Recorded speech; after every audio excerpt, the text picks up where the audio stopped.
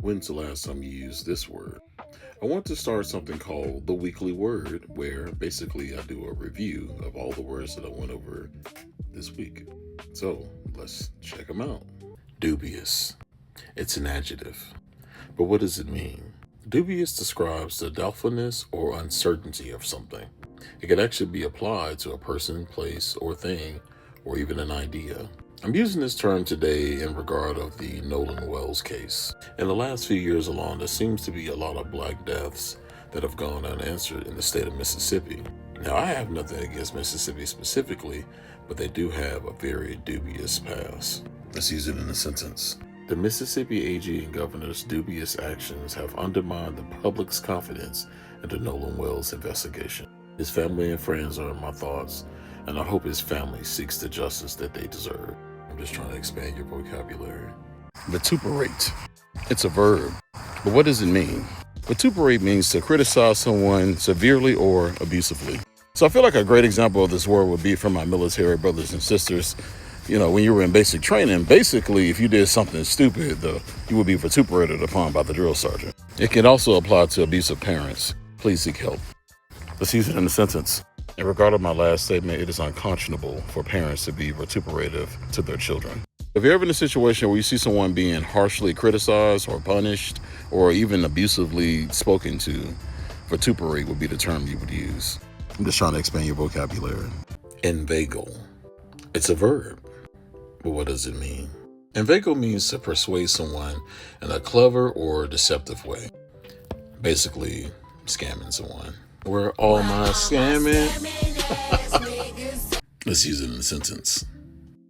In the music industry, a lot of people are independent now, but it was very common for record execs to inveigle certain acts, especially acts that were unaware of the whole business behind it.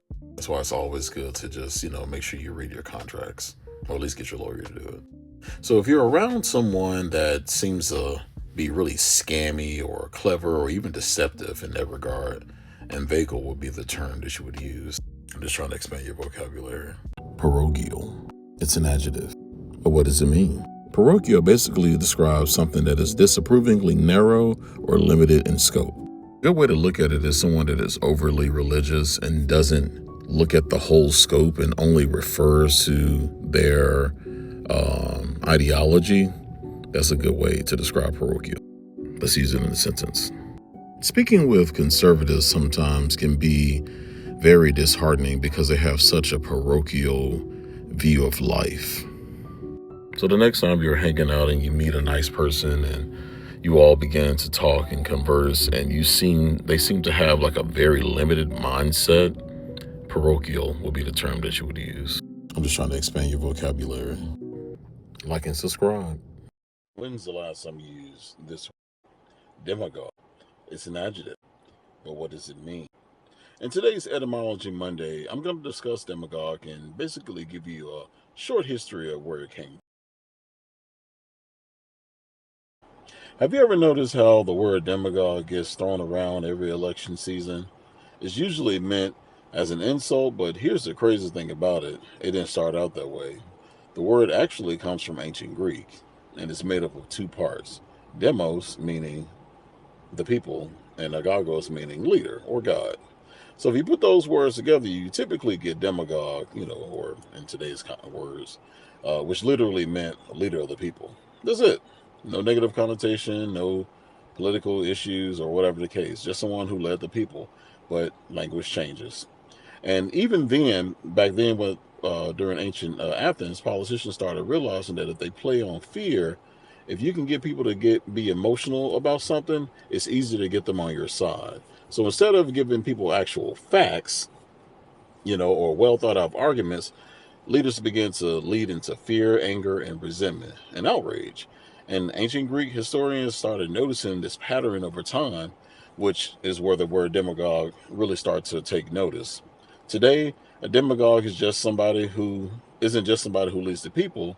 It's someone who gains influence by appealing to people's emotions instead. So, you have someone who basically talks about immigrants or whatever the case may be, and there you have it. You have an issue with someone and it causes a lot of concerns, So that's typically how it goes. Now, a demagogue can come from any political movement. The word isn't about what someone believes, it's about how they persuade. That's why historians have used this word to describe leaders from completely different countries, different centuries, and completely different political systems. And honestly, I think that's what makes the etymology so interesting to me. Sometimes a word doesn't just tell you what something means, it tells you what the history is learned. Demagogue started as leader of the people. Thousands of years later, it's become a warning about what can happen when emotions replaces reason.